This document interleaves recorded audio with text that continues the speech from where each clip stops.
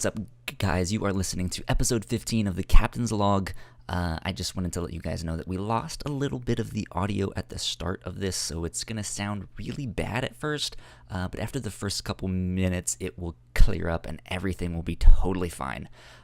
The mess up was totally my fault, but it should not be much of a problem. So, that being said, without further ado, here's episode 15 of the Captain's Log. But, yeah. When was the last time you lost your debit card?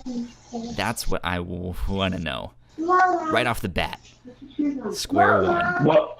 What was the question? When was the last time you lost your debit card? That is what I want to know. Or your credit card.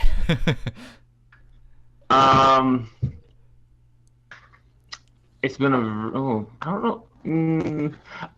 I've never lost it. I have given it to my wife and forgotten that I did that. Okay. So you've had that that scare where it's just like yeah. When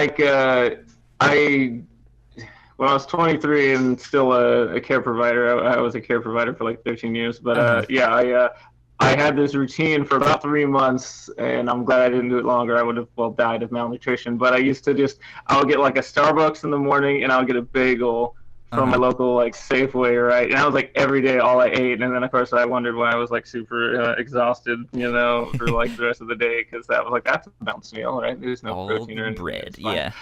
But it was one of those, I did it every day basically that I worked, and on one of the days, for whatever reason, I'd let my wife use my card, and I had just forgotten about it, and so I went to pay. I was like, oh yeah, card's not in there. But it was one of those where I was in there all the time, so they were like, yeah, whatever, just get us next time. And so it was crisis averted on that one. But I did have a mild panic attack for a second, oh geez. But no, I've never lost it where I had to cancel it or anything like that. It's always usually, because we used to borrow each other's cards all the time, depending on who was less broke at the time. Now we just whatever transfer money with our phones or whatever. But that was the old school method. I started my week with that. I lost my debit card, and I was panicked that next day. Thankfully, I found it.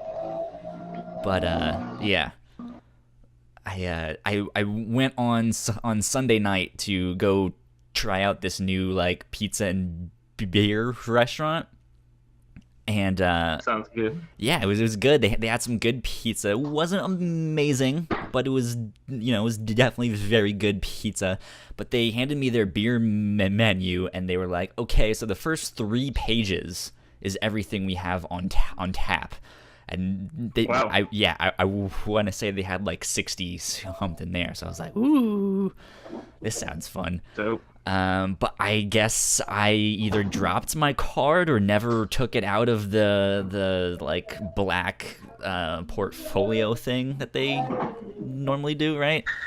And that next day I was running late for work, so I was like, oh, I'll just buy lunch at Subway or something. Yeah. And I happened to check my wallet right before I left for Subway, and I didn't have my card, and I was like, well, shit. So not a great start to the week. No. But we are here on a Friday recording episode 15 of the Captain's Log. If all of you guys out there did not know, so I am very excited about that. Let's see. This is a weekly show that we do here at the Whatnauts, where we just kind of talk about whatever, hang out, relax, don't do much of anything. So yeah.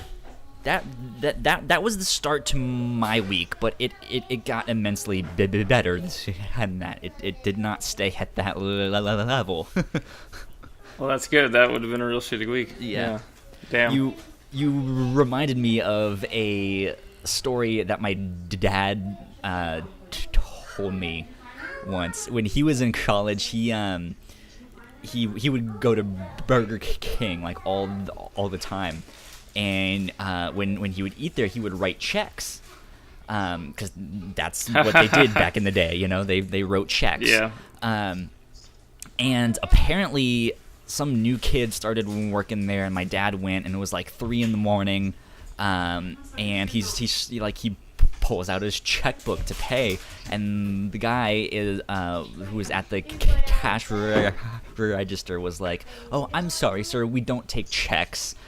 And as he's saying that, the manager walks by and goes, "Oh, that's Scott. He's here all the time. Don't worry about him." So he, man, yeah, he got to pay with checks when he wasn't supposed to. Let's talk about special privileges, man. Oh, that's a funny one to be like, "Yo, dog, go cash right? my check." Yeah. I'm that good is too for funny. it. My checks don't bounce. I think the best part is like when you're balancing your checkbook later, and you're looking through your carbon copies, like what do you put in the memo notes? Just like delicious ass burger, you know, just like memo, tasty burgers, like good. I mean, like do you put something in the memo line on that, or is it just like, I don't know, man? It's like, yeah, it's Burger King. They know what's Having up. it my way. Having it my way. So. You've actually experienced this now with me, and it's something that I love to do with my brothers, and it started with them, is that whenever we owed each other money, we would intentionally write each other checks, and write the most embarrassing shit we could in the memo line.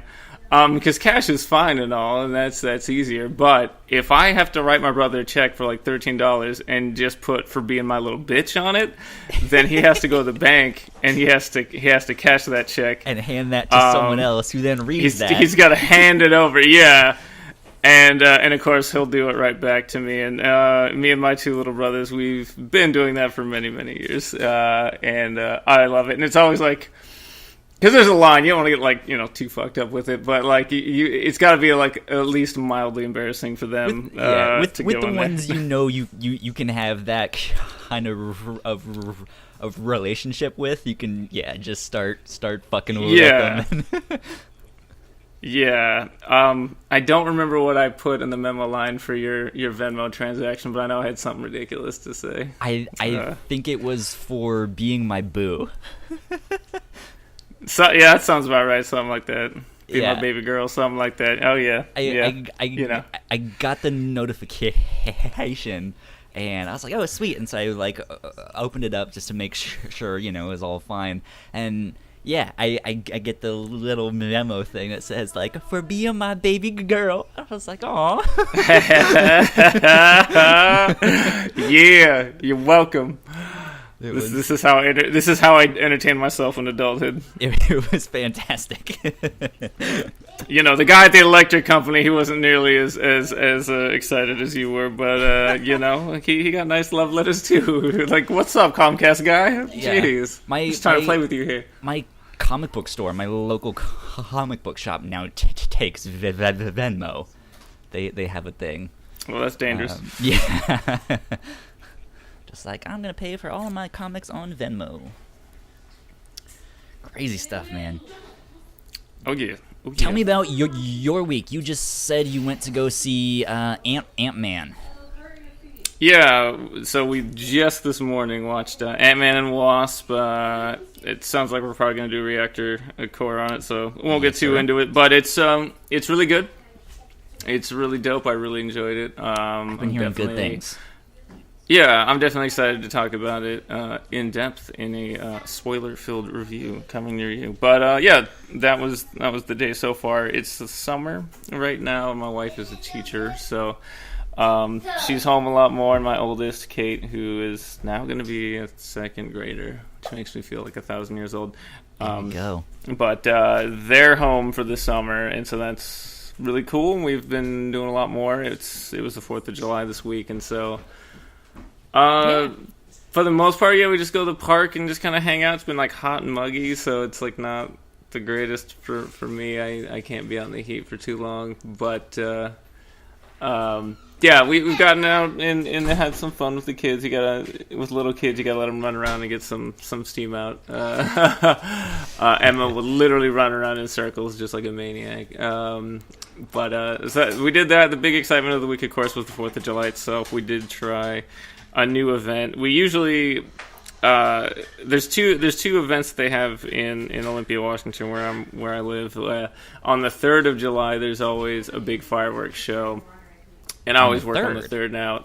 On the 3rd, there's a show. I know. So we do 2 in a row, right? There's one on the 3rd, and I always miss it. American to do it the night before. Just like, we're going to do it. Yeah, well, I think it's just an excuse to, like, just have 2 because there's going to be one on the 4th, of course. And so that way it's just 2 nights to get drunk and eat barbecue. Not that, I guess you need an excuse. But back in the day when I was a little kid, I used to always go to the one on the 3rd, and the one on the 3rd used to be at a mall. They'd shoot them off in the parking lot of this old mall. Now the mall is like a Target, and there's like nothing left from it. And now they do it at a park right down the street from my house. And again, I'm always working, so I miss it. But it looks like they have like food trucks, and it looks pretty fun. That's awesome. But the one we did go to, is I had Wednesday completely off because I'm the closing manager at the shop, so I work evenings, and we close at 6, so I was not needed that day, which was no complaint of mine. We went to there's this like fancy ass golf course like Tumwater Valley. Too rich for my blood, but they like kind of helped throw this event. And there was like bouncy houses, like bounce castles and all kinds of stuff. There was a bunch of food trucks. There was I don't know, at least 1,000 people, if not more. There's a lot of, probably more than that. I'm really bad with math, but there's a lot of people. It was very busy. It was super intense. We'd never done it before. They had like skydivers and everything. It was a trip. Awesome. Yeah, it was a trip. They had this like big area roped off, and they had like, I think it was like 4 jumpers, and the last one, of course, went like super slow, and they had like an American flag attached to them and everything, and it was kind of like ridiculous and awesome at the same time, and they blared a lot of country music at that event, more than I would be comfortable with, but I guess that's whatever. What America likes is the country music. I feel like at that type of events where you're going to be yay America, and there's going to be a lot of barbecue and alcohol, there's also going to be a lot of country music. Yeah, I mean, I guess it felt appropriate. I don't know. I have social anxiety, and I'm not like the biggest fan of like just people in general and crowds and whatever. And so like, I mean, it was fun. It was cool. I'm glad we tried it out, but I think we as a family decided that next year we're going to go back to our normal thing. And our normal thing is across the street from that golf course. There's this old Masonic cemetery, and it's like up the hill from it, and you can see the fireworks perfectly there, and it's a lot more mellow. So we usually just park down the street and walk there, and we'll get like a bunch of junk food and stuff. Like for some reason, like red vines have become like synonymous with the 4th of July for my kids, and so like we'll just eat a bunch of junk food and kind of cuddle on a blanket. And the word got out a long time ago about the cemetery, so like a lot of people show up to it. But compared to the event we went to this year, it's like way more chill and way more mellow. So I'm glad we tried it out. But I think we're gonna go back to the old Manix family tradition of just the more kind of low key. Because my whole family has anxiety, so everyone had their little freak out moment during the event. My little neurotic family. But it's been a good week and a good summer so far. The hardest part's been trying to like schedule everything. Like they were just rushing out the door when we started recording, so that's during the summer or during the rest of the year, we're a little more regimented with the schedule. So I kind of wake up every day not exactly knowing if I have had plans made for me or not. So I let her know at the beginning of the week. I'm recording at 2:30, just so you know that's happening. So just y'all can do whatever you want. Yeah, like that's happening. And I think the last excitement for the week probably is tomorrow. There's going to be a cosplay meet and greet at Tumwater Falls, which is a really gorgeous park right down the street from my house. I'm part of a cosplay photographer alliance group that's all like Seattle based, and Seattle's like an hour from me, and most of the people live in the Seattle Tacoma area or somewhere about. Sure. So it's like they have events all the time, photo shoots and cool things like that, but they're often pretty north of me, like at least an hour away. But this one's like in my backyard, and so that's exciting. So hopefully I can meet some of like the more local people to the area, because I've only shot with a handful of people, and they've all been more Seattle based. And I know there's some that I follow on Instagram or whatever that are the Olympia area. So that'll be cool. And as far as I know, I think I'm gonna be the only photographer there, because everyone else is showing up in costumes. So good for me. You'll get a lot of work there. Camera. Get it all. Snap it all. Sounds good to me. Yeah, dude. Other than lose your card, though, you said your week started picking up. So I'm guessing no more lost cards.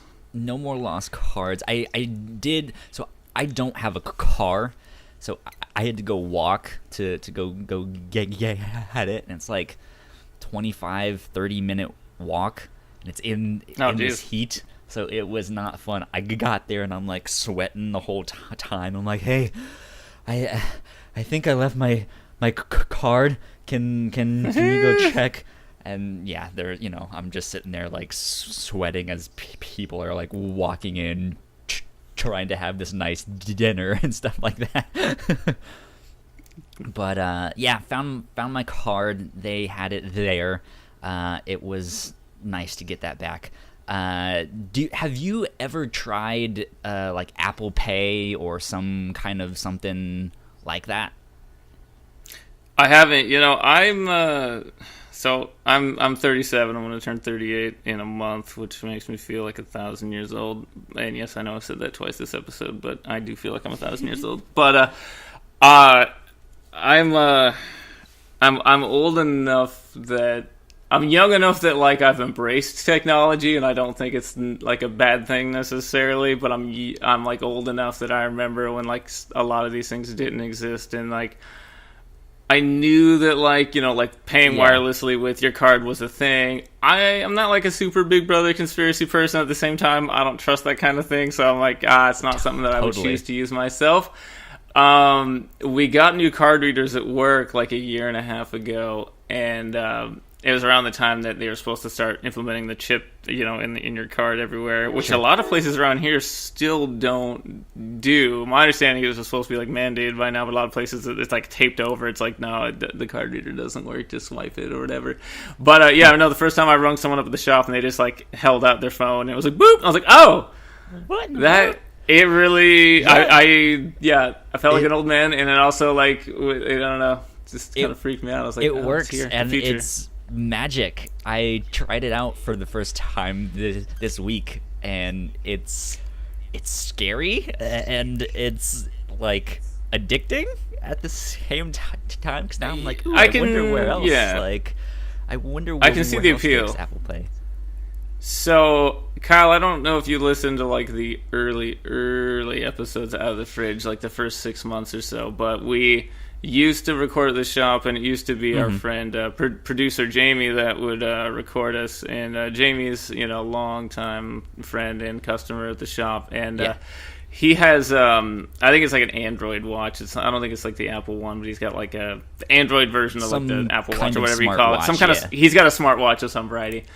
And so he often uses it to buy stuff now, and it's pretty cool because it like instantly will ping him with a notification, whenever it gets used. So I guess that's a good thing. It's like, well, if your card ever got misused, I mean, he'd get a notification about it like immediately. So I can see that being pretty cool, and theoretically not having to carry your cards around with you. But I don't know. Yeah, because I tried it out that Monday when I lost my card, because I was gonna go buy my lunch that day.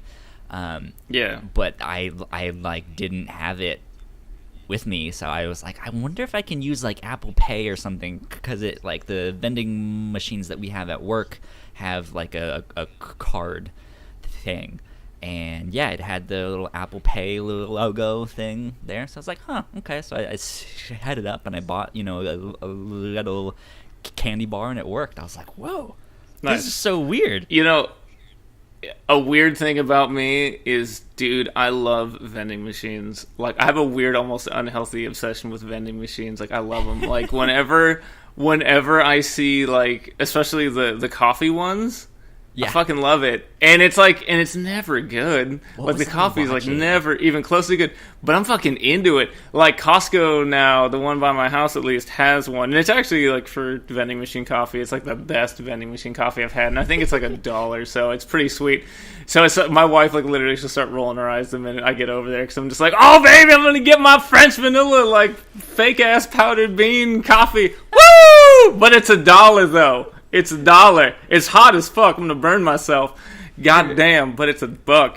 You're love it. At some like some arcade.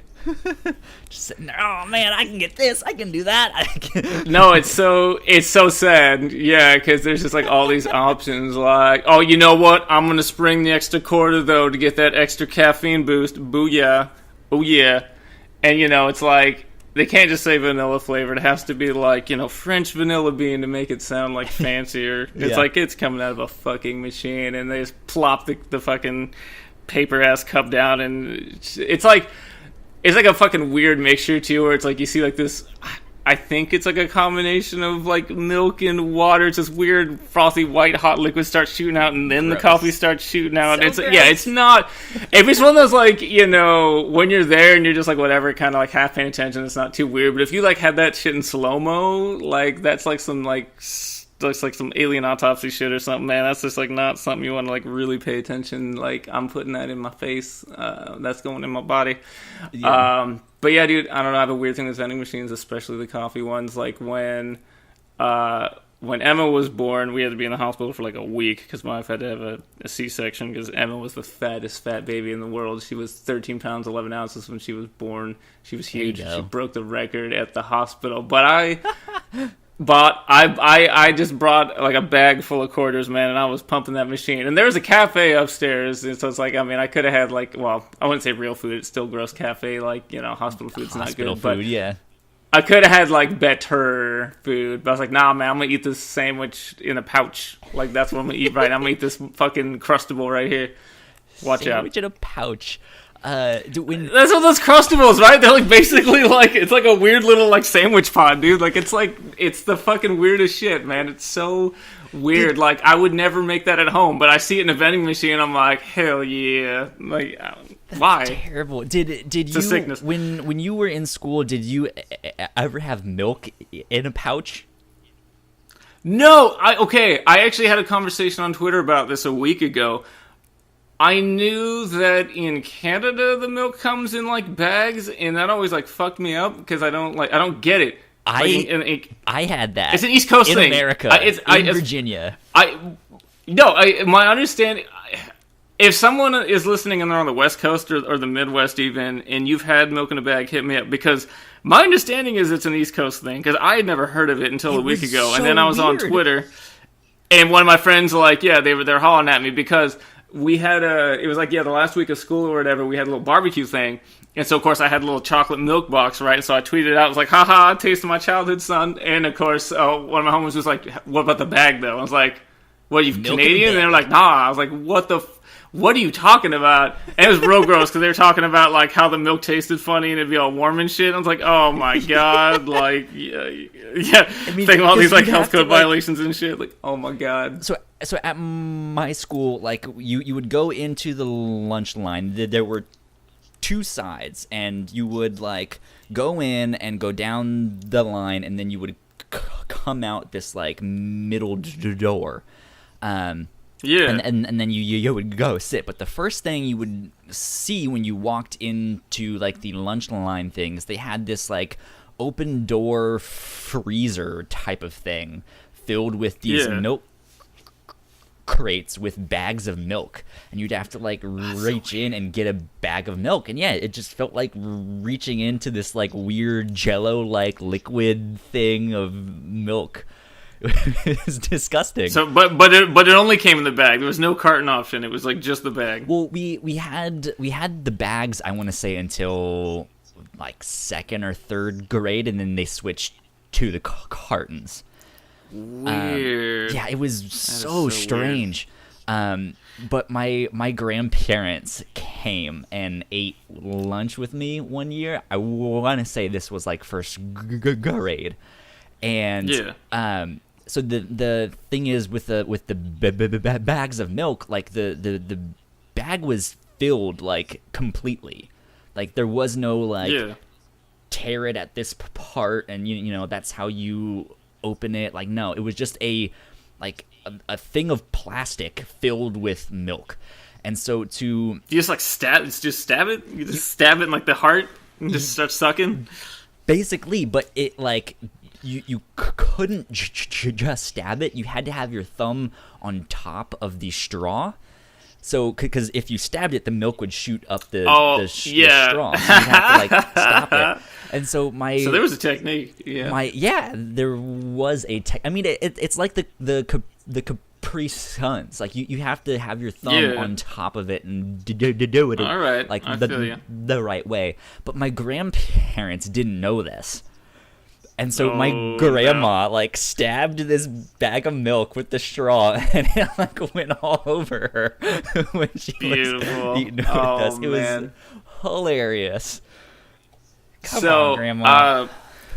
I will say that I remember in elementary school, we were only allowed chocolate milk on Fridays, and so like Friday felt like no, for real. I don't know if this changed later on, but or if it was just my particular school. We're talking like milk.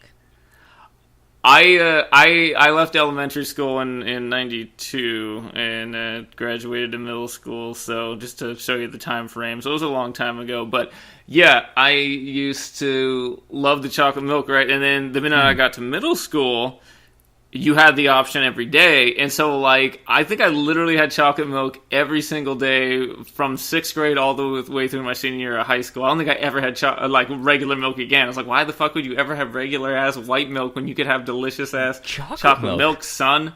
Chocolate milk all day, every day. But, the other thing I noticed, too, I didn't discover this until middle school, or high school, I'm sorry, but, if you flirted with the lunch ladies, they'd give you more food. I figured that one out pretty quick. Yes. Because I used to... Yeah, dude. No, for real. I'm not even joking. Because I used to have, like, long hair, right? And one day the lunch lady was like, Jesus, kid, you look like Johnny Lang. And I was like, okay, all right.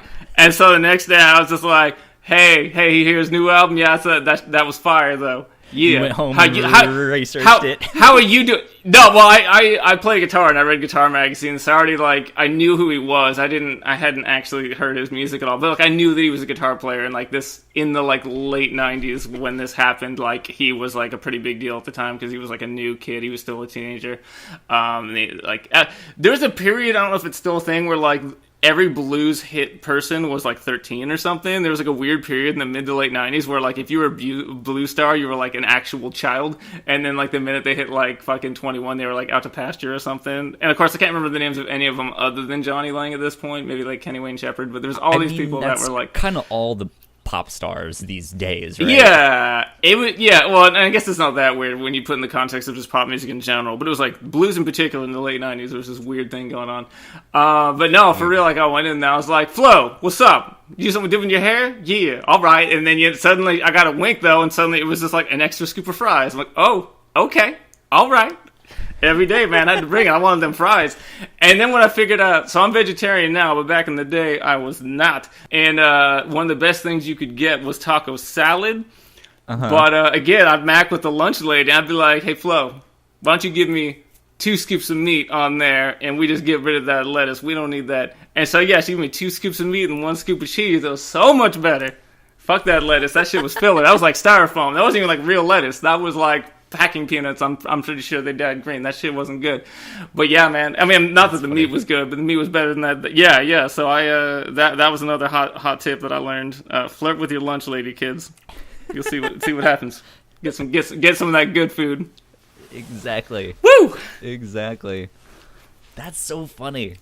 I don't think we had our lunch ladies were they weren't the stereotypical ones you see on TV where they're fat and unhappy with their lives and they're all named Helga, you know. But they like no, I mean, yeah, we didn't like them because when you didn't have money on your card or something, they were like, nope, you can't eat, you know? And so they would take away our food, and there was no, like, sympathy lunch. Like, oh, well, you can at least have this free thing of, like, peanuts or something. It was just like, nope, you get nothing. No soup for you, you know? Yeah. That is cold as ice. Yeah, and so we there was no flirting with the lunch ladies for us. Yeah, you know, I never really had to experience that because I mean I grew up poor and on welfare for a long time, and so like yeah, I either had free or reduced lunch for a long time. Mm-hmm. But the way it used to be set up was like when I was in middle school, I just had to go to the office and like sign something, and they'd like give me it used to be like little paper tickets, and then by the time I got to high school, but they looked like what everyone else had, so like no one would know, you know, unless they saw me in there or whatever. But then in high school, it was all electronic, you know, and that like Kate was just when I was with Kate, they had like a little binder with like little like barcodes and shit on it, so it's like essentially the same thing as it was back then, a little more high tech. Like with Kate's, there's like an actual binder with pictures of the kids and like their little barcode thing. Where like on mine, I think I had a number. I feel like I had a number, and they like inputted it, and I think they like it's probably my student ID number or something. That's how we used to do it. They had like a keypad. Prison. Dude, no, it was high school is a fucking prison, man. At least my high school was. Well, okay, like Tessa, my wife, she grew up in Billings, Montana, and they had an open campus, so that what that meant was during lunchtime and during breaks, you could actually leave the school and then come back. And like there was a Little Caesars right across from her high school, which I was fucking jealous of, right? And because Little Caesars used to be good back in the day. It's a Billings, Montana, and so like she could like leave campus and like walk across the street or go home quickly as long as you could get your ass back in time. You could leave. My school was always in lockdown. It was a closed campus. Like I mean, I skipped school and shit because I was a bad kid, but like I wasn't supposed to. Yeah, they had like people that would like fucking patrol and shit. Fun fact: both of my parents are from out west, but my mom she grew up in Bozeman, Montana. Woo! There you go. She would do similar things. She mentioned she would go skiing on her lunches. She would like leave school and go skiing. Imagine having that kind of time. I mean, like, I know Montana's right? Like, like, God, you got some mountains, but there's like literally a mountain in the back of the school. Like, I'm just gonna go right over here, you guys. Like, damn, you get an hour. That's impressive. That's ridiculous. The ability to actually go fucking ski. I'm gonna hit it. Yeah, my parents recently retired and moved out to Wyoming, which is where my dad was from. So they're back out there in the West, and they are loving it. Damn. Crazy stuff, though. You know what they have a lot of? You know what they have a lot of in Wyoming? Cows. Nothing. There's nothing in Wyoming. I've driven to Wyoming. There's fuck all in Wyoming. God damn.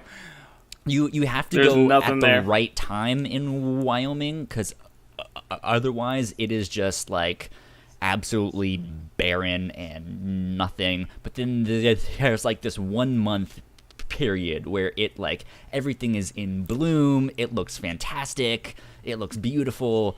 But besides that 1 month, no, it's cows and tumbleweed and everyone knows everyone. Olympia's not that different. You get like early spring, and there's this really awesome period where there's like cherry trees blooming and like the flowers start popping, and the weather warms up a little bit, but it's not too bad. Because the thing with the summer here is it gets muggy as fuck. It is so humid here because it's so wet all the time. On the water? It's horrible. We are, dude, and we're like fucking like at sea level basically. It's fucking bullshit. I had cancer a couple years ago, and ever since like my recovery and everything, my body just doesn't process like heat the same way. It actually causes me like physical pain if I get too hot. It's really weird, but a lot of it's like has to do with humidity. It's really fucking weird. Yeah, I've gone to 3 different doctors, and they're all like, "That's not a thing. You're making it up." I'm like, "Cool, thank you for believing me. Why the fuck would I make this up?" But okay, cool. But I've noticed a lot of it's humidity because I went to Spokane, which is in eastern Washington, for my brother-in-law's wedding last year, and it was like 90 plus degrees every day. But Spokane's like the fucking desert. It's super dry. Totally fine the whole time, so there's definitely like something to do with like the moisture here. So I think I'm like allergic to my hometown, which is weird. I have lived here for I've lived here for a long time. I guess that's just how it goes. My It's very ex, beautiful here most of the time, though. my ex lives just north of Seattle. And she, when she came out to Virginia to visit for the first time, I was like, "Hey, it's really humid here," and she goes, "I know what humidity is. Like, I'm at Seattle. Like, we're right on the water." I was like, "You don't understand, East Coast Virginia, like swamp stuff. It is not fun." And she got here and she was like, "This is the worst. I hate this. This is so much worse than where I'm at." But yeah, man. Yeah, I don't remember much about it now, but I actually grew up in the South for the first 7 years of my life. I lived in Alabama twice, in Tennessee once, and I remember being really fucking kind of horrible and just not hot fun. and miserable all the time. I don't think I could handle it now. Yeah, Like, it'll be 85 and it'll feel like it's 110, and it's just, you walk outside and you're just instantly soaked, and you're just like, "Oh god, this is awful. I hate this." And then I remember Florida being the worst. I remember that much. It's terrible there. And I moved out to Texas for a year. I took a year off of college and moved out to Texas because I had no more money, and that's where my parents were at the time. And they were right on the Mexican border, and one of my coworkers was like, "Dude, you're gonna hate it here." Well, I mean, I guess he's like, don't you hate the weather here? It's so hot. It's like 114 each day here. And I'm like, "Dude, I am loving the weather here. It is fantastic," because they had no humidity whatsoever. And he was like, "How can you stand it?" I was like, "It feels like it's 70 and it is amazing." Yeah, that's yeah. It was sad when I went to Spokane because I felt so good for that few days I was there. Now, I would not want to live in Spokane. It's a very like redneck place, but the weather felt very amazing. The only thing I remember from the South that I do miss is seasons. Seasons are a thing there, and they're not here. We have like winter and like hot, muggy summer and like fuck all in between. My favorite season is the fall. I love watching the leaves change colors and everything. I just love autumn. It's like the best. As a kid, I loved diving in the piles of leaves, and I just walking along, and it's just red and gold and brown everywhere, and it was so gorgeous. And I still vividly remember that. Here, that happens for like 2 weeks, and then it starts to rain, and the rain knocks all the leaves off the trees instantly, and then it's just cold and wet. And then it rarely snows here, so it's usually just kind of like a cold drizzle for like 4 months. It's a lot of fun. So I miss the fall most of all, for sure. Yeah, but not enough to move back. Yeah, we definitely have fall here. But let me ask you this. What have you been reading comic book-wise this week? Because I've been catching up on a bunch of comics. This has been my week to catch up on all the comic books that have stacked up beside my bed. Yeah, I've been taking one book at a time and then just kind of binging it and either reading it again from the beginning or reading it for the first time. And I'm just starting again with the Jason Aaron Thor run. Okay. I'm not rereading God of Thunder. My way through that. Yeah, God of Thunder is great, but I've read that recently enough that I didn't feel the need to reread that part of it. But so I started with the Jane stuff because I still haven't finished it, and I don't know like exactly how it ends. I mean, I have an educated guess, of course, with Thor and some being back and everything. But I really enjoyed that run anyway when it was coming out. And we read it for Out of the Fridge about a year and a half ago, and so I had gotten caught up at that point, but not since then. So I started reading that again. I reread all of the Doctor Strange, starting with the Jason Aaron series, and then up to when Donny Cates takes over. Okay. And so now I just need to read Damnation, I think, and then whatever comes after Damnation, which there isn't much, and then the new series just started. So I think I have like one trade, maybe two left, and then I'll have read that complete Doctor Strange series. But overall, that one's pretty solid, although I don't necessarily love the way that Jason Aaron writes Doctor Strange. It's like he's like a weird magical mix of Thor and Tony Stark. It's weird. Yeah. And there wasn't. He decided he was going to make Doctor Strange a player and stuff, and I was like, that's not Doctor Strange. Doctor Strange isn't a player. He's not like a flirty pimp guy, but okay, sure.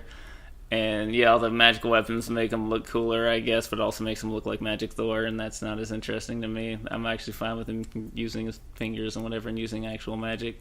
The part of his run that I did enjoy was he focused a lot on the price of magic and the price of like using magic, and like so that I appreciated. So there was elements of and the Chris Bachalo art was fucking gorgeous. So like there's parts of it I liked. I didn't necessarily like his characterization of Stephen Strange, but whatever, and not enough to like make me stop buying it or anything. But I like the more old school Doctor Strange stuff myself. Okay. Like the stuff in the 70s and 80s is Paul and I read the first 2 volumes for an episode of the Whatnauts with Jason Aaron, and when Chris Bachalo was on the book. It was good. I liked it. I think that first like story arc ended with just punch it harder and you'll win. Yeah. And I was like, okay. I mean, that's definitely a thing. Yeah. So I was which not works for Thor, but yeah. Speaking of Thor, my comic book store accidentally put the new Thor #1 in my box, and I'm not buying Thor because I'm caught up. And when I was like, "Hey, I'm not supposed to be getting this," they were like, "How dare you? This book is so good." I was like, "I know, I know. I'm sorry. It's $8, and I can't do that." Yeah, a lot of Marvel's new #1s are like fucking ridiculously expensive. I don't buy Marvel single issues anymore. I get a lot of these books. I got caught up reading them on Unlimited. Yeah, so I'm only buying Amazing Spider-Man, Miles Morales, and Marvel 2-in-1. Oh, and Runaways. And Marvel 2-in-1, I'm kind of waiting for them to just get the Fantastic Four back, and then I'm sure they're going to do something else like with the whole that book. build-up on that one. Yeah, which is the only reason I'm buying that book. But yeah, I also have Marvel Unlimited, so I'm like, well, we'll see about Nick Spencer and Ryan Ottley. Like, good for Ryan. Like, I want to support him on that, and I'm a huge Spider-Man fan, but I also have Marvel Unlimited, and I don't know. We'll see what happens. But I'm kind of starting to think, like, what if I just stop buying Marvel books since I have Marvel Unlimited, and then this winter when I'm out visiting my parents, just start catching up on Marvel Unlimited. Yeah, I know me personally, I only buy their collections, and even then, it's usually like I like the Epic collection format for the older books. I think that's like pretty good bang for the buck. And so I have a few of those, and they do an oversized hardcover format that I really like, and they only do it for their more popular books. So like the Kamala Khan Miss Marvel series, I've been buying these gorgeous oversized hardcovers. So I still throw money at Marvel, but the hardcovers, like the oversized hardcovers, it's like $35. They're like 10, 12, 13 issues. So and it's like a slightly oversized, so it's even bigger art and everything. So, because I think Marvel's single issues and their trade paperbacks are overpriced, but the things like the large epic collections, those are like $35-$40, but they're like 400 or 500 pages, and it's all like older material, but it's like full color, really nice too. Yeah. So those are like worth it, and then like I think the oversized hardcovers are worth it, and then they have the epic or the omnibus editions, which I think are fucking ridiculous and way overpriced, and honestly not that well made anymore. But yeah, for me it's all about the oversized and the epic collections. Yeah. So I'll throw those. Otherwise, I'm fine with digital. I'll wait for Comixology sales, or if it's just on Comixology Unlimited, and I'll just read it that way. Do you? Yeah, definitely. I'm trying to think what else. Oh, sorry, go ahead. Do you still buy like what single issue comics do you still buy? I still have a file. I actually have two. I have two files. There's Manix the other Eric store Manix in town. 2. There's a store in downtown Olympia called the Danger Room, and I've had a file with them for like 14 years. When I got back into comics, because I was out for about 8 years. I mean, I'd still read a comic here and there, but I stopped buying comics actively for like 8 years. From 96 to 2004, part of it was I entered high school and I just thought I was too cool for it. And Marvel was doing Onslaught at the time, and all I read was the X-Men, and Onslaught was fucking bullshit. And so I wasn't having it, so I was just cool. I guess I'm out at this point. But when I got back into it, my brother Sean was standing in my doorway one day, and he was talking about Green Lantern Rebirth and Astonishing X-Men.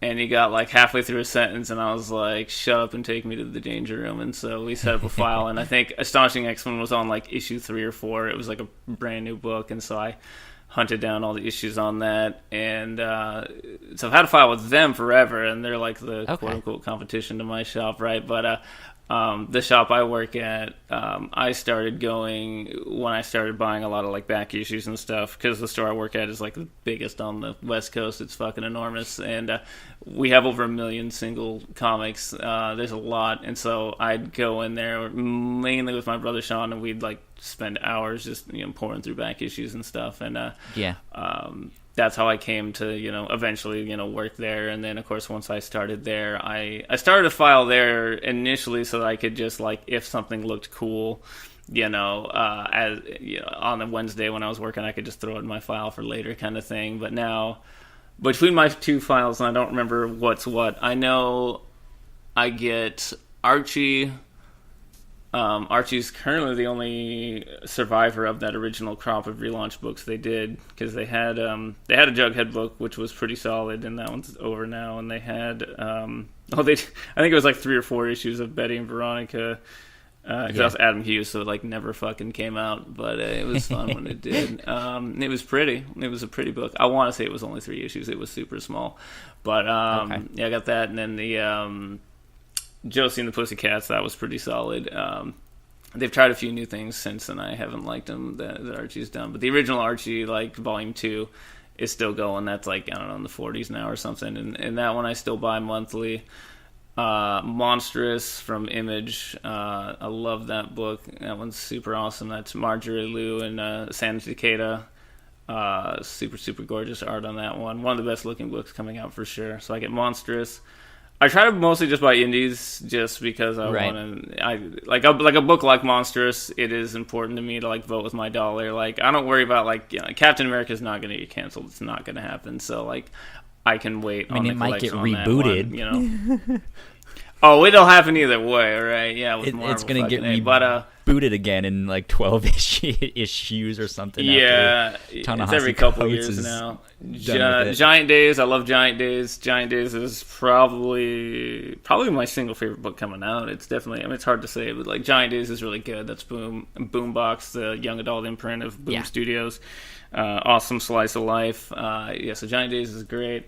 Yeah, I've read the first couple volumes of that. First, I think 2. I love it so much. It was good. I'm trying to think what else I get. I think it's just Wonder Woman, which I honestly haven't read, I think, in like a year. I loved it when Rucka did it. What I understand, Wonder Woman isn't doing so hot. right now. I dropped the it Rucker when, run was great. Yeah, and then that was fantastic. And then the first Shea Fontana after that was fantastic. Yeah, her run. Shea Fontana. See, and I didn't like her run either. And I love the I almost said Young Justice. Oh my god, the DC superhero girls. I love those. Those are fantastic. I read those to my kids all the time. So it's like, she's great. And I didn't hate it. It was more like, frankly, I just don't remember it. It was just not. It just didn't stick with me, honestly. And then James Robinson. James Robinson, the current writer, he's really hit or miss for me. Like, he's written some amazing books, probably some of my favorites, and he's also written some absolute, like, ass on toast fucking dumpster fires. And Wonder Woman seemed like exactly that, ass on toast. Yeah, well, the first fucking story arc you're gonna give me. First of all, I'm not terrible. I don't like demigod Wonder Woman. I'm more into like shaped from clay Wonder Woman. That's just me. I guess I'm more old school. You know, that makes her feel more like, I don't know, special, more unique. Having her be like another progeny of like Zeus when he's got like 5 bajillion. It's like cool. It's just he's like Lady Hercules. I mean, I get that's canon with the more modern stuff. It's just I'm not as into that. And like on a story like the first one Robinson did, you just double down on it. And it's like, here's the brother of Wonder Woman. Like, why do I give a shit? Like, this is Wonder Woman's book, and I get if there's like cool supporting characters, but I don't care at all about it was her like, brother. Everything, like, there's the trope of like, hey, this is a hero you know and love, let's change everything about them to see it, you know, if they are still, if it, you know, if they will still be that hero, right?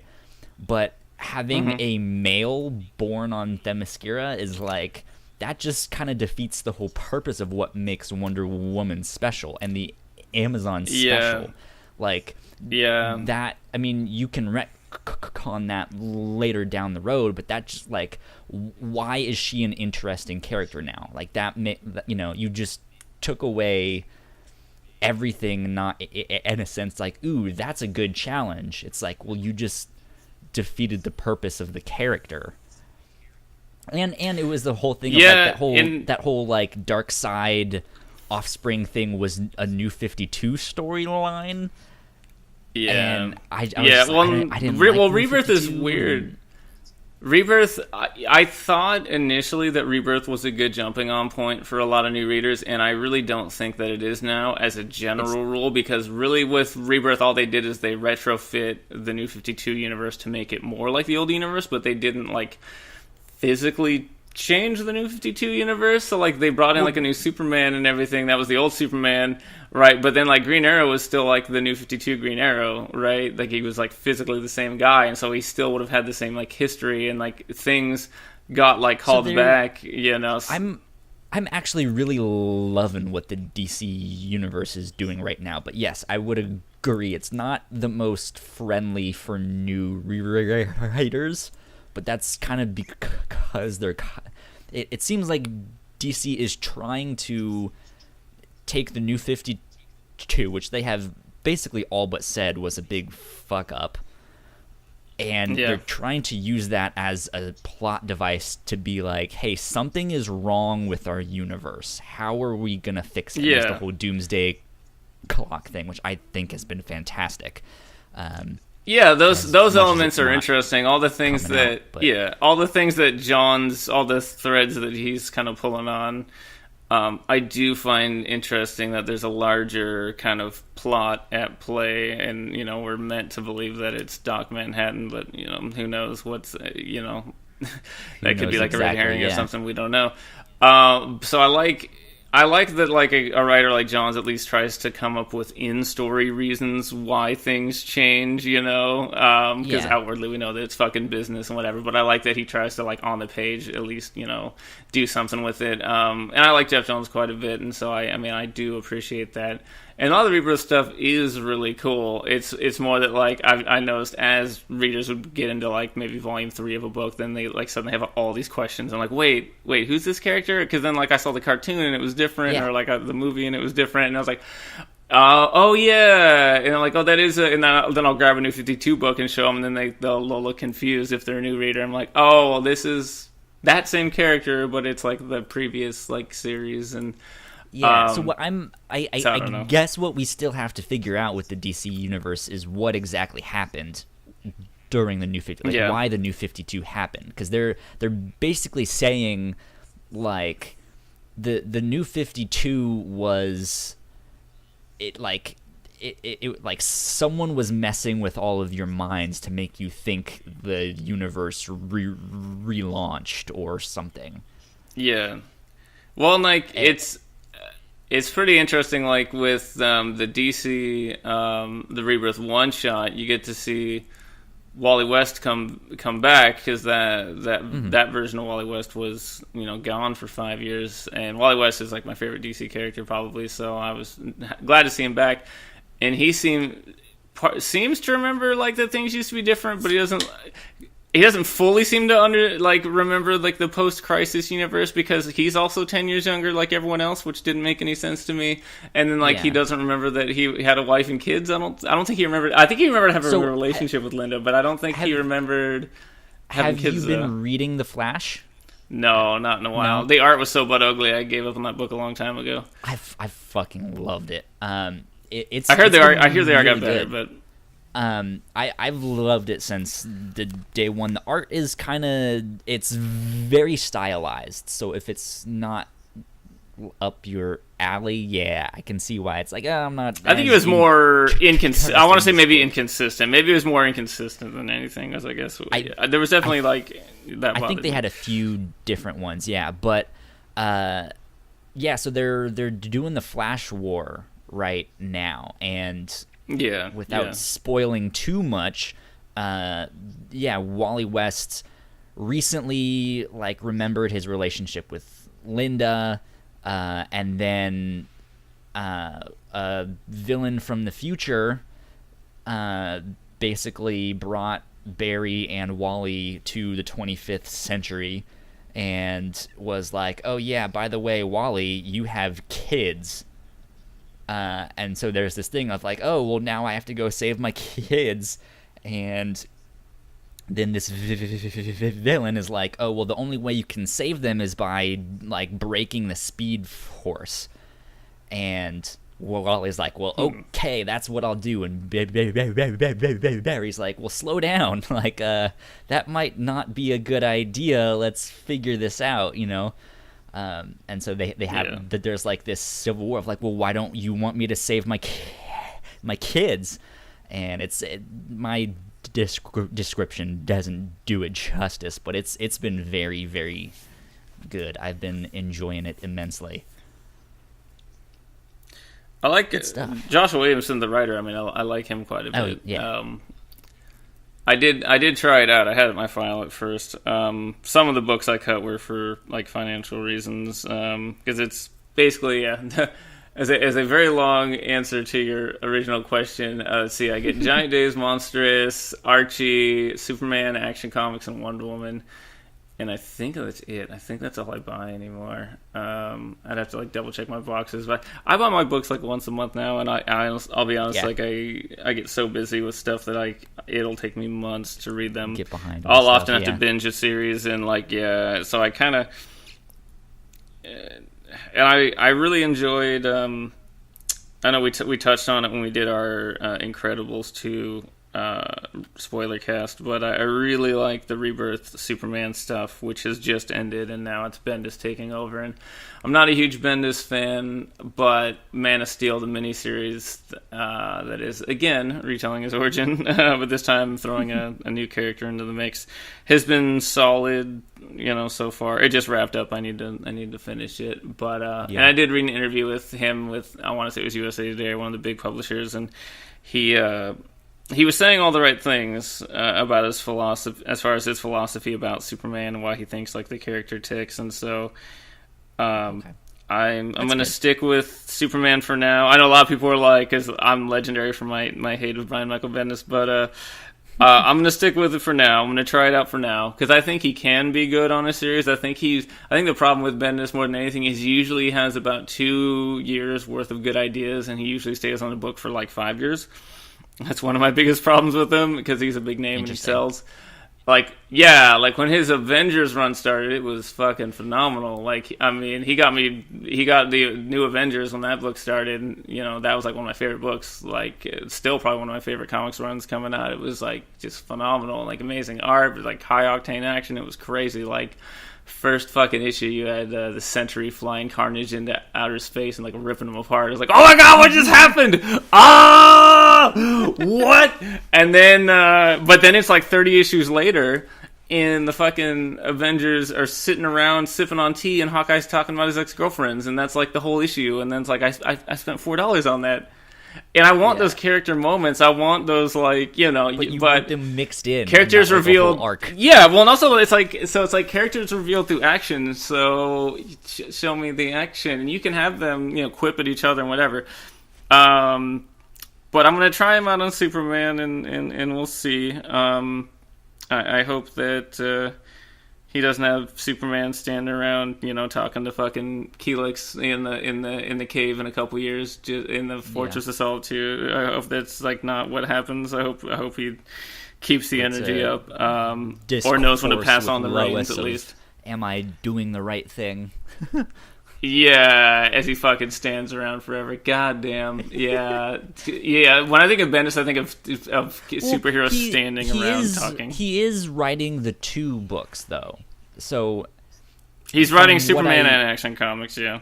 Yeah, so from what I hear, one of them is more Clark focused and one of them is more Superman focused. So if he can get that right, I won't mind it as much. Because the Clark one, like, I want the discussion, like, I want the more, like, oh, sure. I don't know, I guess not human moments per se, because I want that in Superman too, but like the more of the conversational stuff is what I want from Clark. Whereas Superman, I want the action with him reflecting on, like, am I doing the right thing? Does this make me better? Does this make me a bad person? You know, stuff like that. Oh no, I agree. What they had been doing in the Rebirth era that I really enjoyed was that Superman, which was my favorite of the 2, because it was just Superman in Action Comics after, you know, years of having random spin-offs and whatever. At one point in the 90s, they had like a weekly Superman book, and they had the triangle numbering, so like Superman this week, and then Adventures of Superman the next week, and then like Man of Steel they this had week, that from like mid 80s to like mid 90s. They did that for a long time, and at the time I thought it was dope, but then, like, man, you know, at a certain point you got to do quality over quantity, you know. And in the Rebirth era, Superman was, with Thomas I and Gleason, that was like the family book. And so that book did have cool action, but a lot of it was Jonathan kind of exploring his new powers, and also just father, mother, son, cool family stuff, and like Jonathan making friends, and just, you know, Clark worrying as a parent, and a lot of quieter, more human moments, as well as, like, you know, they found a cool island with dinosaurs and whatever. So, like, it was a cool blend of that, but a lot of the focus in the Superman book was on the family dynamic. And I really love Lois Lane, at least the more modern iteration of her. And Lois was, to me, felt like an equal part of that book, and that's one of the things I liked best about it. And then over in Action, conversely, Action was, well, it was the action book, and so it was like giant robots and cool gorillas and like a lot of space battles and things like that, and we saw a lot more like Lex Luthor and things like that, because in the Rebirth era, Lex had his cool like Superman shield power armor, and he was trying to be a good guy for a while, and there's some interesting things going on there. He still kind of, and Action also had. Yeah, I don't know if you're caught up. They had a falling out, which is, you know, not surprising. So he ripped off. I've not read the Superman. He ripped books. off the Superman, and I think it's in Action. He rips. Yeah, at one point he rips off like the S shield from his power armor. His thing. But he still has the power armor, and I guess now he's the leader of the Legion of Doom.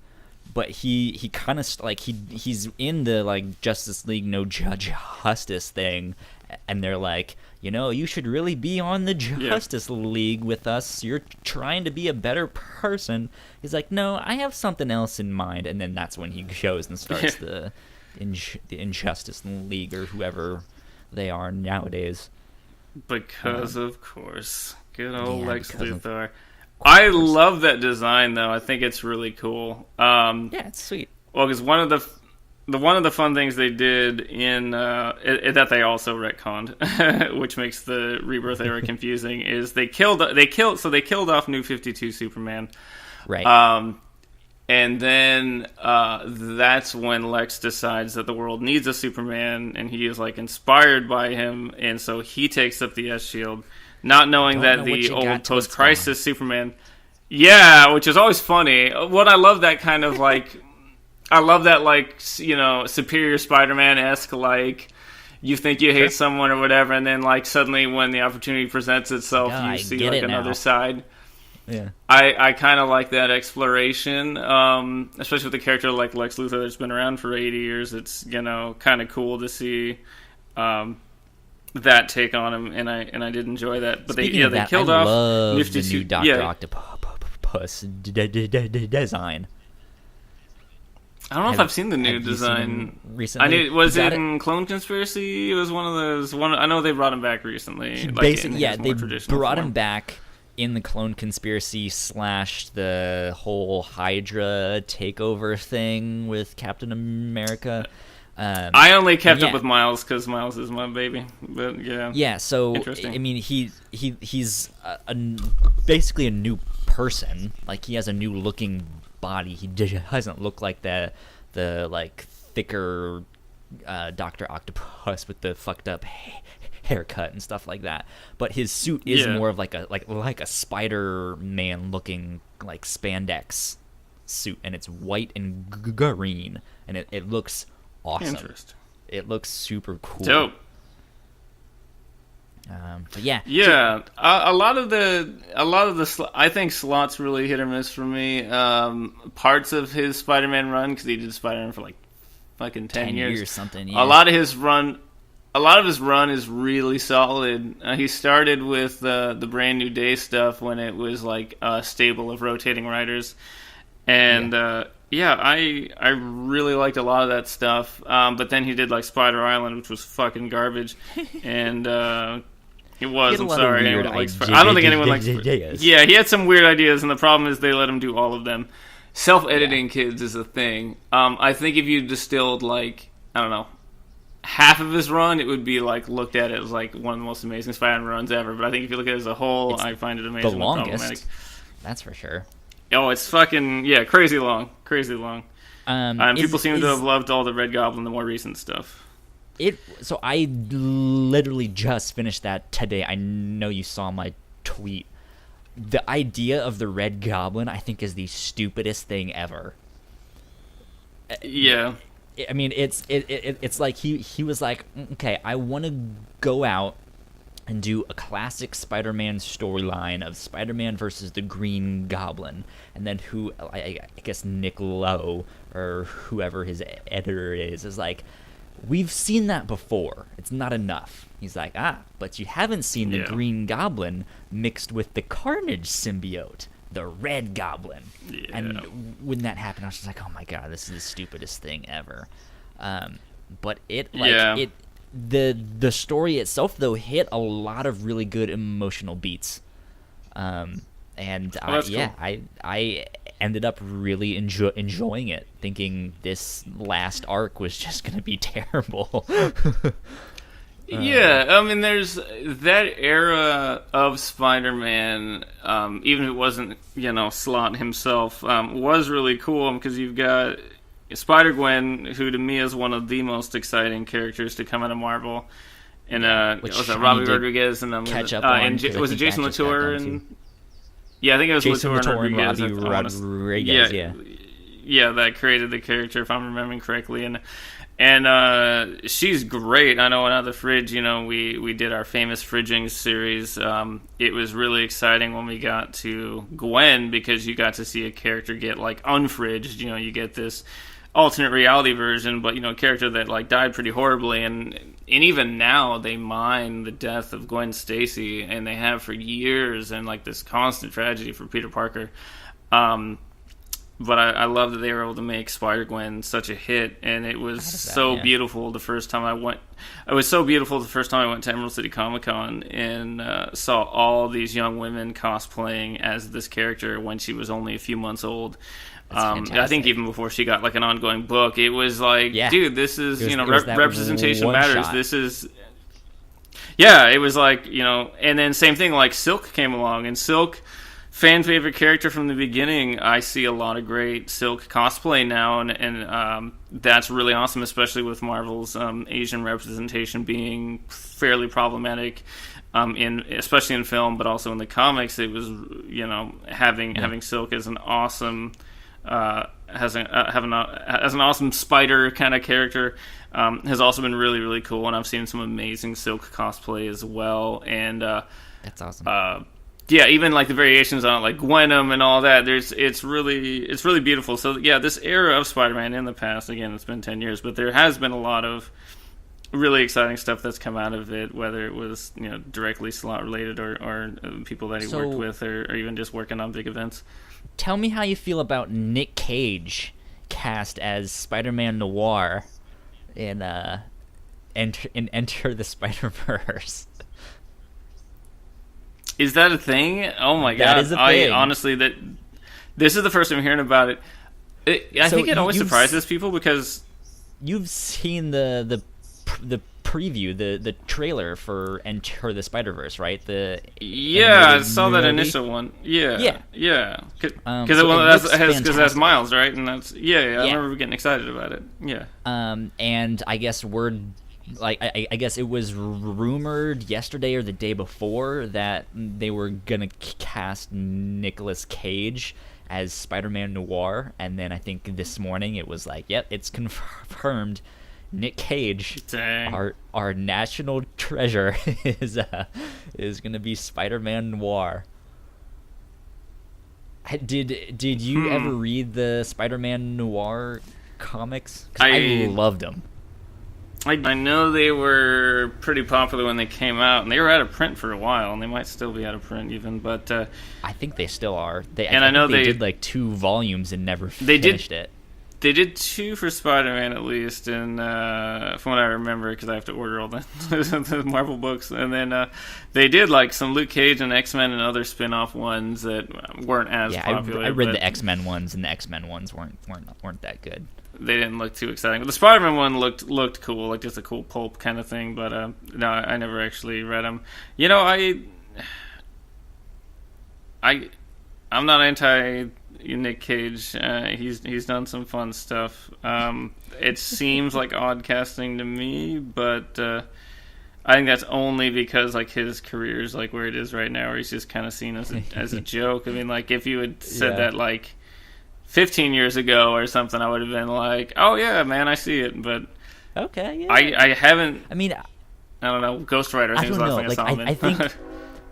I think, and I'm probably going to eat my words when I say this, but I think when he actually tries, he can do it. Because I loved him in Kick-Ass. Like his. Oh yeah. He was great in that. His spoof of Batman in that was fantastic. And sure, that's kind of like a spoof joke character, but you could tell like he was actually trying to do something different. Whereas like I think he's talented for sure. It's really more of a choice in movies thing, Ghost Rider, like him as Ghost Rider, I don't think worked at all. I thought that was terrible. But for some odd reason, I kind of feel like he can do this kind of hard-boiled detective noir style, Spider-Man. Could be cool. I'm gonna check it out. It looks good. It looks really good, and I love Miles Morales is legitimately one of my favorite comic book characters ever.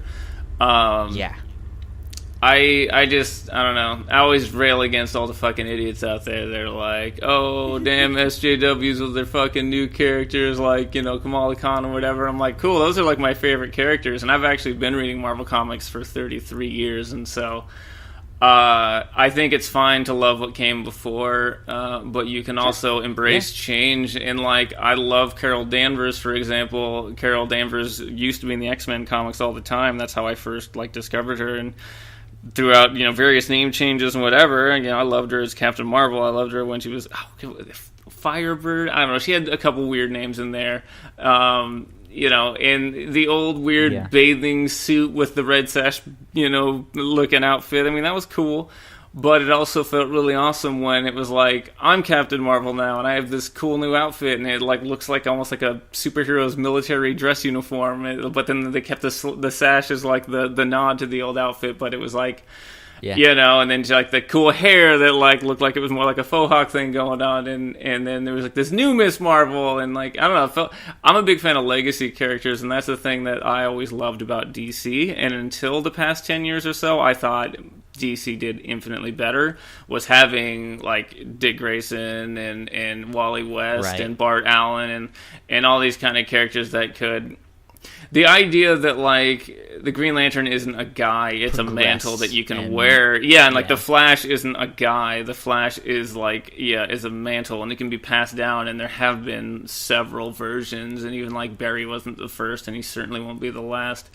I really love that concept. That's why I love the JSA best out of all the DC superhero teams, because, to me, they felt like they had a lot of the cool legacy characters, and like, so you'd have like old man Jay Garrick, the original Flash, and you'd have like old Alan Scott, the original Green Lantern, but then you'd have you know, like Wildcat or some of these younger characters, like Liberty Bell or whatever, and some of them were like a new, like the cool android Hour Man, which I always forget about until I reread that series from the beginning. Like, oh yeah, the Hour Man, because they have the cool robot Hour Man, and then he's like gone pretty quick. But I love all that stuff. There's like just all these variations over the years, and it's like, well, we do the same job, we just might do it differently or look differently. In Marvel, it was always like, well, the Marvel sliding timeline is the thing, and so it's like, well, Peter Parker, he's been Spider-Man for a long time, but he's still somehow only like, 25 or something, right? Even though he's been around for fucking 60 years, because he just won't age.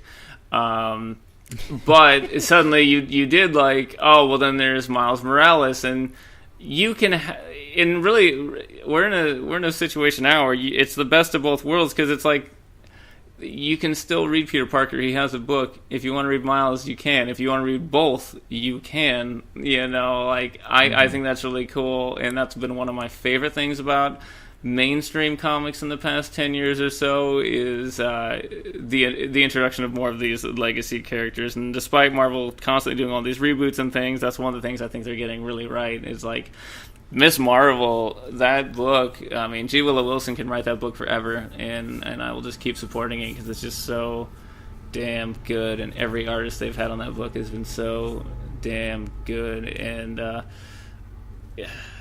the only one that drives me nuts with Marvel is Carol Danvers. They want her to be so big, and they're hyping the movie, but then they keep putting her in all these event books.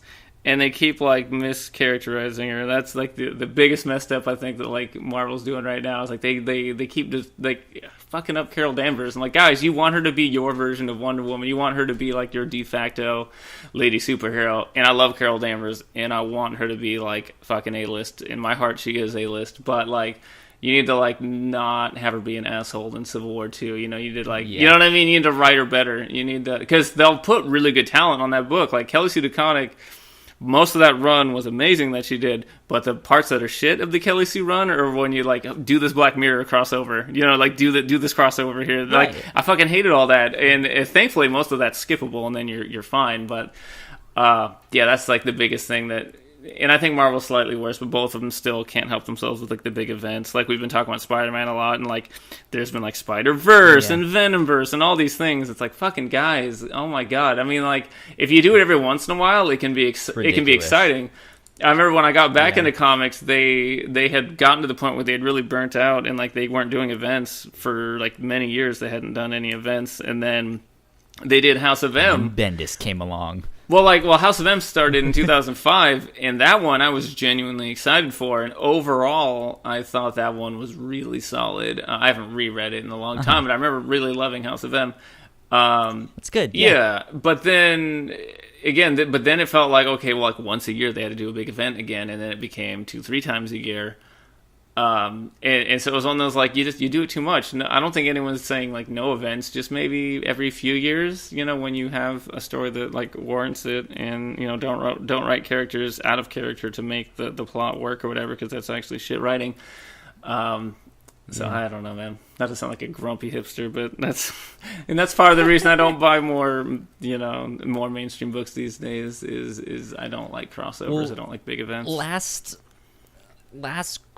question here that we can talk about, and then we can go do whatever else we gotta go do. How do you feel about the news of DC's DC Universe thing?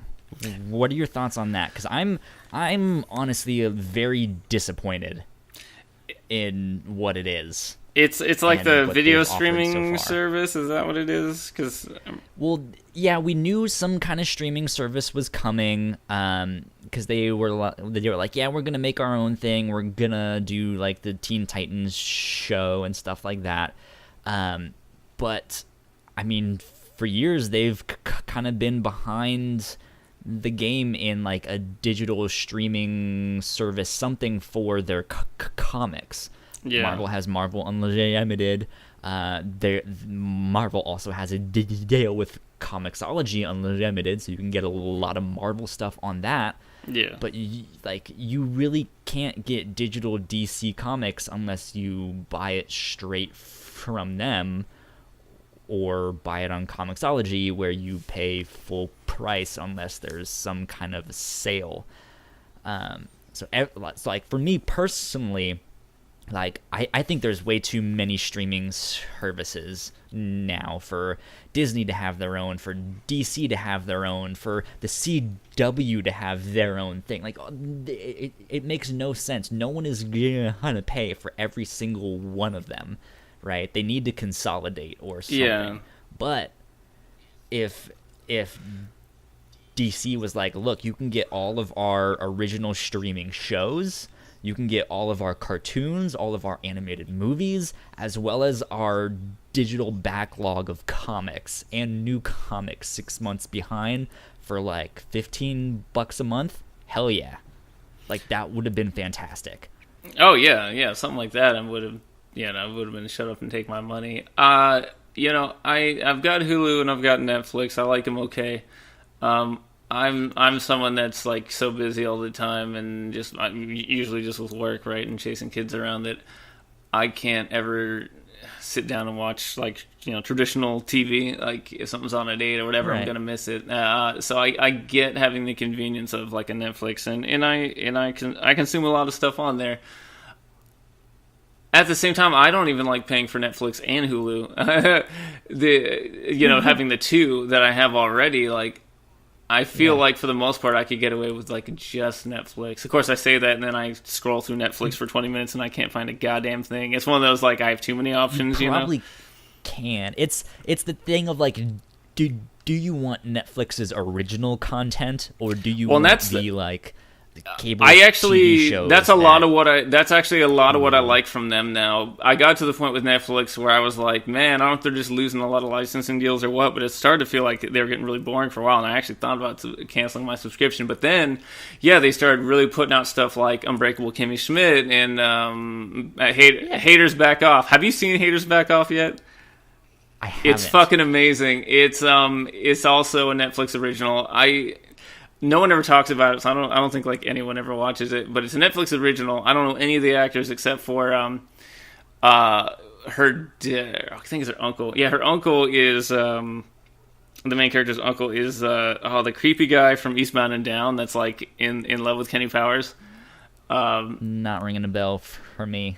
Did you watch Eastbound and Down? No. Oh my god. Okay.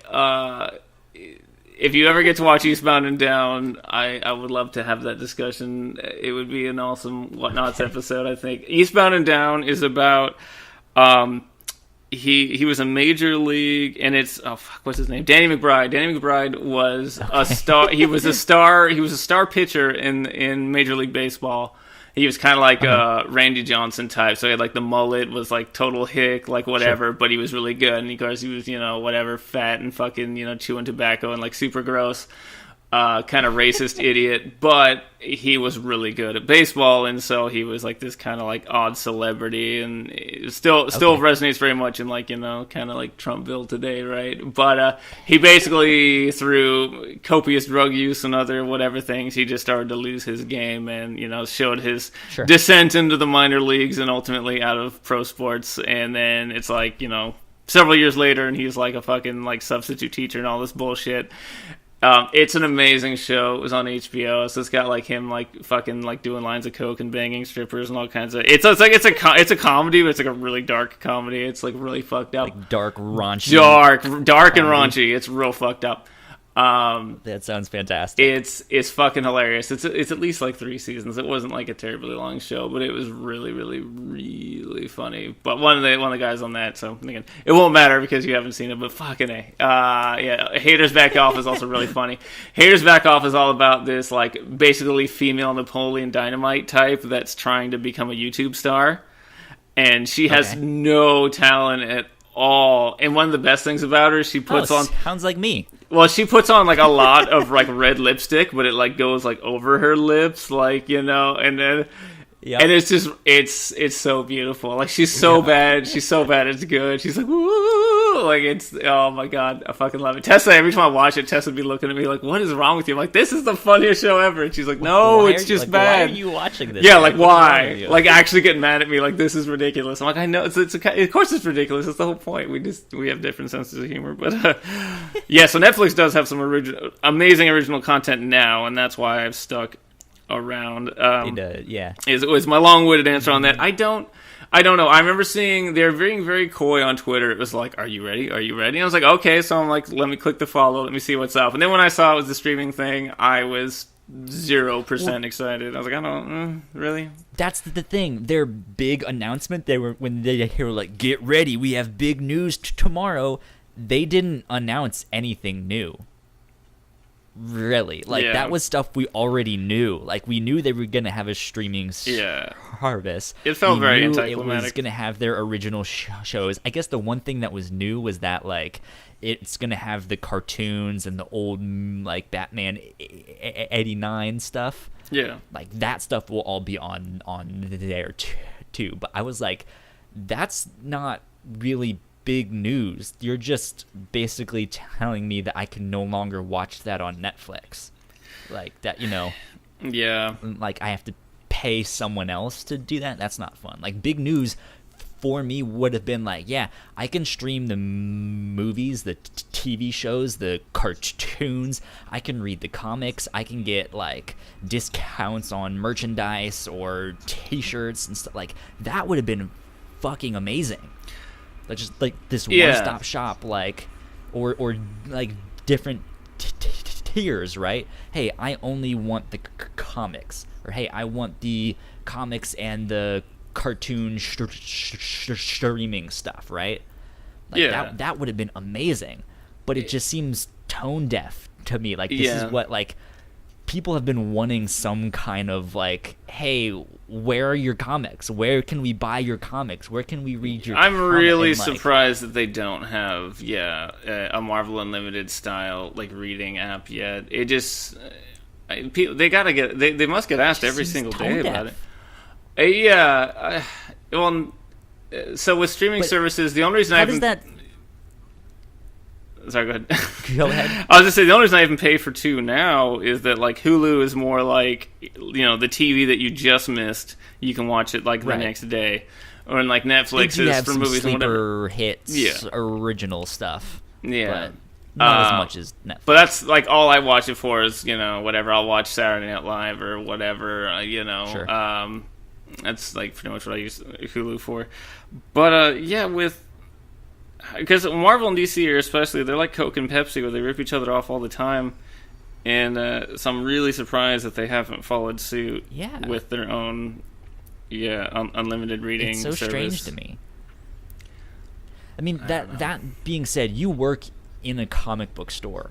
Yeah. Like, I know, kind of on one hand, bottom line, you want people to read these books, but like if you're also wanting people to come into the store and buy them physically, like what's your guys' relationship with those online services? Well, I mean, I can only, talk for myself, but as far as, me being a comics lover and a guy that works in the shop and whatever, like, I think all that stuff is cool, and I think, like, I get spoiled because I live like 4 miles away from the biggest comic shop on the West Coast. Like, I can get in my car and I'm there in 10 minutes, and Right. I get to work there. Even I get paid to hang out there. That's like a huge honor and a huge privilege that not a lot of people get. And anyone that's like local, they can come in and just sit on the couch and read, and it's like a really cool, warm, inviting atmosphere, and I think that's like super awesome. And we're open late, and so like a lot of things in Olympia close at like 8 or something, but our shop stays up until midnight. So it's like it's really cool being able to have that. But I also, again, I live right down the street from it.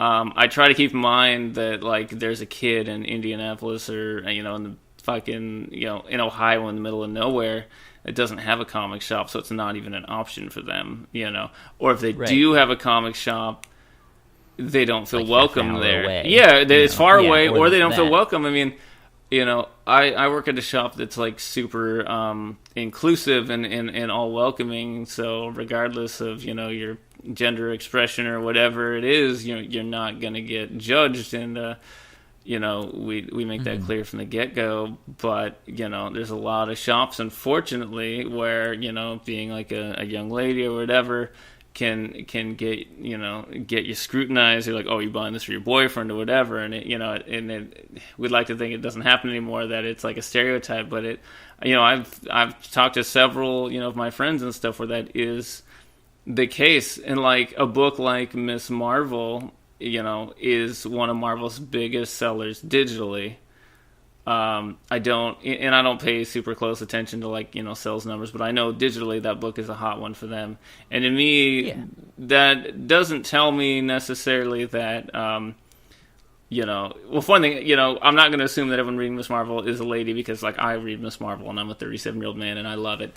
But a book like Miss Marvel does have a large female readership.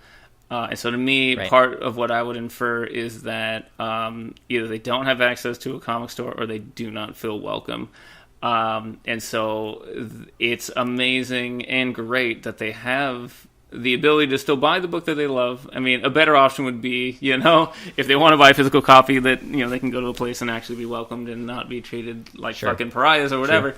Sure. But it's nice that's an option. And, I know people that come in and they'll buy the physical comics, but then still buy digital copies as well. Because sometimes people, and like with Marvel, the cool thing that Marvel and now DC is doing that I do like, giving the code. I love the digital codes, and for a while Marvel got rid of them, and it was fucking bullshit, and people like lost their minds. I remember that. Oh, because I'll be honest, like even. Now, when you're gonna get a code to some random book that has nothing to do with this. That was so dumb. To read 20 other volumes to figure out what's happening. Yeah, I think it does shock people, since I work at a comic store. I think they often think, well, I must hate digital or whatever. And it's like I love digital comics. In fact, I think I read more digital comics than physical ones at this point. I still buy the comics I buy, and it's very important for me to support the artist and, again, support a small business. And I work at a small business, so like I understand that's all really important. And those are things that are always in my mind, because I mean, like, again, my very livelihood is based on people buying books, and so of course I think it's important. At the same time, I love being able to.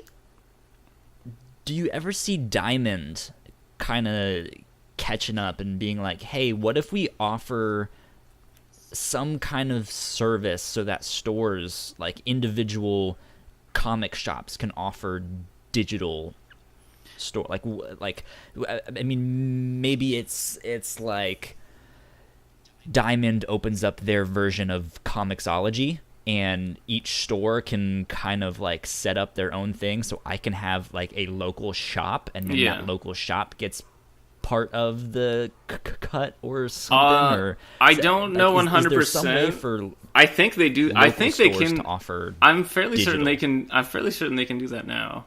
I'm fairly certain there's like a way to like post a link or something. Like I don't deal with them directly that much, and I'm glad it's above my I think pay something grade. like that, if they can find the right thing to just be like, hey, we have the books physically here if you want them, but if you would also prefer digital, like you can still get digital comics through your local comic book store, or just just straight from Diamond or straight from Comixology. Like I feel like there's a huge hole there.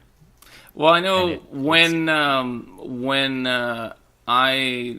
was buying my physical Marvel editions, anytime I put in the codes, it would ask me where I bought it, and so I would say Olympic Cards and Comics. So reward. So there's got to, and again, I don't know all the nuts and bolts because I don't work at Diamond or whatever. But I know I did get asked. There would be like a portal that would be like, where'd you buy it? And because it's all my comics come from either the Danger Room or Olympic, and so it was always between those two. But I know they would ask. So yeah, there's something there. I don't know what it does. I don't know all the particulars. I think there's more overlap than people would think, because like I just love to read comics, and so sometimes I'm on the fence about a series, but like if it's like $1 to check out a single issue or whatever, it's like, well, that might be a lot more enticing than $12.99 for a collection or whatever it is. For Thor #1. Yeah.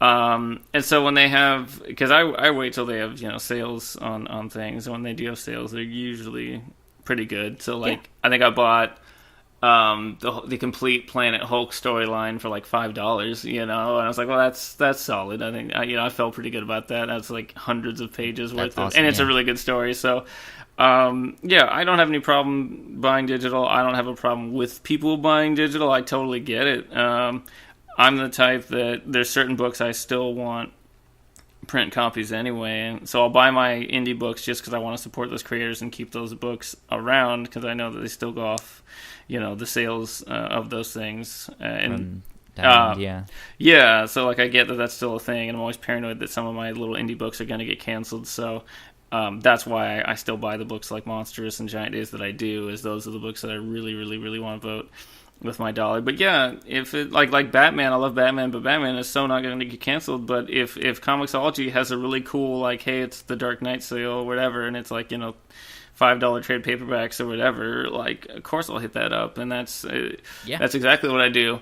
Even having said that, there's certain books that like I still want print copies of anyway, like Mind Management, the gorgeous Matt Kent series.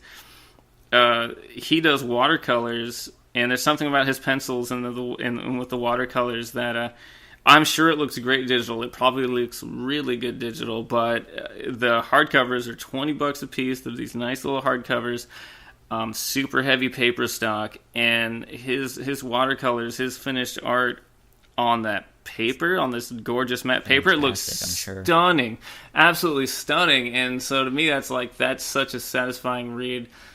Ultimately, a lot of it breaks down to, again, wanting to support the people I support. And if it's an older book, I tend to do better reading it physically. Like old Strange Tales, old Doctor Strange, Steve Ditko, stuff like that, old Ford color process. There's just something about that like art style and the color style that my eyes feel more fatigued on the screen for whatever reason. A lot of it's probably just it's more exposition heavy, so more like actual reading, little text bubbles, things like that, I'm sure. And I'm old, my eyes don't work the greatest, and so these tiny little text boxes trying to read them, where a lot of modern comics look really, really good digital, because a lot of them, most of them, I would say, are digitally colored. Yeah, they're digital. A lot of them are digitally drawn, digitally created, digitally colored. And so even if they're thinking of, it ending up in print, there's something like digital colors on my iPad. Oh man, there's a lot of books that like really pop and look gorgeous, and with a lot of it being written more kind of movie style, with more conversational dialogue, just bigger splash pages and things. A lot of that can look really stellar on a nice high resolution screen. So I mean, to me, yeah, there's no wrong answer. It's whatever works for you. I mean, ultimately, if you're buying comics, I guess that's the big thing, is like, just buy your comics. Don't be the dickhead that like torrents fucking everything and then complains about that book getting canceled later. It's like, I'm sorry, but you are part of the problem. If you weren't helping, you weren't buying the book, dude. Seriously. Well, like, and I get being poor, but like that excuse isn't going to work with me, because Comixology is like $6.51 a month, and there are thousands of books on there that you can read. Thousands, and there's a lot of really, really good books on there, and that's a big part of how I read now. And so, yeah, I don't know, man. Who knows? Comics are weird. And people get comics are cool though. At the same time, I love them. I love them to death. If you couldn't tell, I'm fond of them. Well, that being said, I say we wrap things up right there. If you guys have been joining us live, thank you guys for checking it out. You can watch this live every Friday at 5:30 p.m. Eastern Time, 2:30 p.m. Western or Pacific time. I should say, not Western. We should call it Western Time. High noon, son. I mean, I'm on the East Coast. You're on the West Coast. I mean, it is Western time, really. So you are in the West. That is true. No, but yeah, every Friday afternoon, 5:30 Eastern, 2:30 Pacific. If you guys want to catch the live stream, you can watch it at thewhatnauts.com/livestreams. Or if you want to go to twitch.tv/thewhatnauts, which is basically what you'll see on our own little website page there. We would love to have you guys follow us on that, as well as on YouTube or on iTunes or wherever. Go do all the like, share, subscribe stuff. If you guys liked this episode or any of our other podcasts, go check out patreon.com/thewhatnauts. And if you miss the live streams, you can get the episodes early for as little as $1 a month.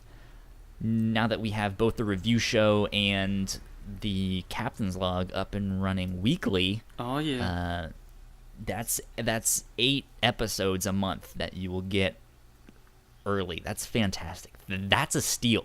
That is quality content. Yes, exactly. That being said, there has been a little bit of a hiccup on some of the RSS feed stuff for our individual RSS feeds. I think primarily on the Reactor Core. Not all of the episodes are showing up correctly like they should be. That's annoying. I'm working to figure that out. We'll keep you all updated. If nothing else, our RSS feed for the Whatnauts, which hopefully eventually one day we will kind of hide and get rid of, so you guys will each have to subscribe individually to all of our shows. At least that one is still up for now, and you can catch everything we do on there or at thewhatnauts.com for all of our stuff. I'm going to shut up before I start talking too much and people forget things. We should have an episode of the Reactor Core on Ant-Man and the Wasp up by the time you guys are listening to this, if you missed the live stream. So go check that out as well, thewhatnauts.com. Eric, where can they find you on the interwebs? I'm at the Bobby Krogan everywhere. I mostly hang out on Twitter and Instagram. On Instagram, you can also find my pro page, Eric Manix Photography, as well. Yeah, I think that's about it as far as things I actually use. There you go. Good stuff. If you guys want to find me on the internet, I am at Hush315 on Twitter. That is where you can find me. I'm also the one running the accounts for the Whatnauts. You can follow us at the Whatnauts on Twitter. And that will have updates for all of our shows, all our website stuff. And yeah, that's good. Next week, I'm still trying to get Belinda to come on the show. I didn't hear back from her this week, so hopefully she's hard to get a hold of. Next week we can have her. That'd be dope. But yeah, I'm sure she is a busy woman. Definitely. That being said, we'll be back next week, same bat time, same bat channel. So until then, we will see you. This has been the Captain's Log. We will see you next week. Later, guys. Adios, guys.